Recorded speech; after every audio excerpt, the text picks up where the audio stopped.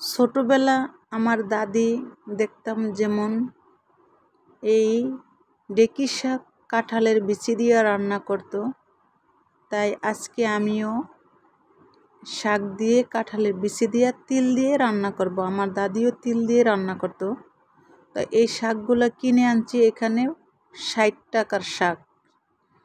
তো টাকা বেশি না, কিন্তু শাকটাই বেশি, কারণ হচ্ছে অনেক বছর পরে যেহেতু আমি শাকটা পেয়েছি, তাই দেখে তো আমার কাছে অনেক খুশি লাগতেছে।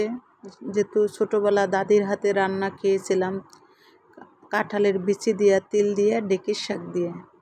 আসসালামু আলাইকুম, সবাই কেমন আছেন? আপনাদের সাথে আছি আমি মা মেয়ে করোয়া বলো।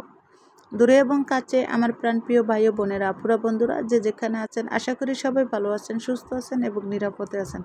আপনাদের ছোটো বড়ো সবার দোয়া এবং ভালোবাসা আলহামদুলিল্লাহ আমি আমার ফ্যামিলির সবাইকে নিয়ে ভালো আছি। এই তো দেখতেছেন যেমন আমার শাক কাটা হয়ে গেছে, শাকগুলা সুন্দর করে কেটে বেছে নিলাম। সাথে আবার আমি কিছু লতিও কাটছি। আমার মেয়ে এই চিকন লতি ভীষণ পছন্দ করে, তাই এখানে একটা মহিলা আছে, আমি মহিলারে দিয়া এই শাক লতি তারপর এলাঞ্চার শাক এগুলো আমি কিনে আনি, মানে মহিলারে বললে মহিলা দিয়ে যায়, তারপর আমি টাকা দিয়ে দিই। তাই এই তো শাক কুটে বেছে ধুয়ে নিলাম, পরিষ্কার করে একদম ক্লিন করে নেওয়া হয়ে গেল। এখন আমি খেয়েছিলাম দাদির হাতে রান্না, এখন খাবো আমার মেজো দাদির হাতে রান্না। মেজো দাদি বলতে আমার মেজো বোন, বলতে আমার ছোট বোন আর কি। তাই যাই হোক একটু রহস্য করলাম। তাই এই তো আমার বোনে রান্না করতেছে, আদা রসুনের পেস্টটা দিয়ে দিল, তারপরে তিল দিয়ে দিল। তিল দেওয়ার পরে এখন হলুদ মরিচ যা যা প্রয়োজন হয় লবণ থেকে সব কিছু পরিমাণ মতো দিয়ে দিল। দিয়ে এখন একটু তিলটারে ভালো করে কষায় নিল। দেখতেছিল হলুদটা হয় না, তার জন্য একটু হলুদ দিয়ে দিল, দেখতেই তো পাচ্ছেন। তারপরে মরিচ দিয়ে দিল। আর মরিচটা আমাদের বাসায় মরিচ একদম কম খাওয়া হয়, মরিচ খাওয়া হয় না, খুব কম খাওয়া হয় আর কি, হয় না বলতে না, খুব কম খাওয়া হয়। আর এই তো কাঁঠালের বিচি থেতলা করে নিল, মানে ছেঁচে নিল, শিলপাটা দিয়ে ছেঁচে নিল। আর এত ছেঁচার প্রয়োজন ছিল না, আমার দাদি দেখছিলাম আস্ত আস্ত দিত। তো আসলে আমার বোনের মেয়ে ও আবার থেতলো করে এলেছে বেশি। আর এই তো একটু পানি দিল, পানি না দিলে কিন্তু কাঁঠালের বিচিগুলো সিদ্ধ হবে না, তাই সেজন্য একটু পানি দিয়ে দিল, পানিটা এড করলো। এখন কাঁঠালের বিচিটা একটু সিদ্ধ করে এখন শাকটা দিয়ে দিব, মানে অনতবরণ নেড়ে চেড়ে তারপরে শাকটা দিয়ে দিব। আর কারা কারা এই শাক খেয়েছেন বা খান কিন্তু আমাকে বলবেন। আর এই শাকটার ভিতরে অনেকটা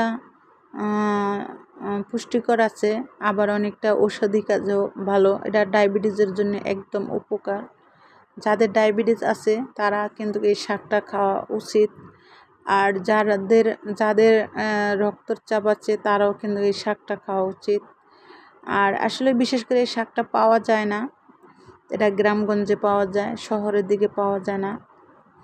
আর এই তো দেখেন আমার বোনে অলরেডি সুন্দর করে রান্না বান্না করতেছে, কালারটা সুন্দর আসতেছে না, অলরেডি রান্না হয়ে গেছে, দেখতেই তো পাচ্ছেন।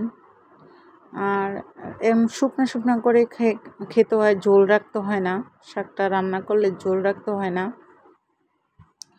তা আজকের আমার শাকের রেসিপিটা কেমন লাগলো আমার সোনামণিদের কাছ থেকে আমি জানতে চাবো যে রেসিপিটা কি ভালো হলো না কেমন হলো।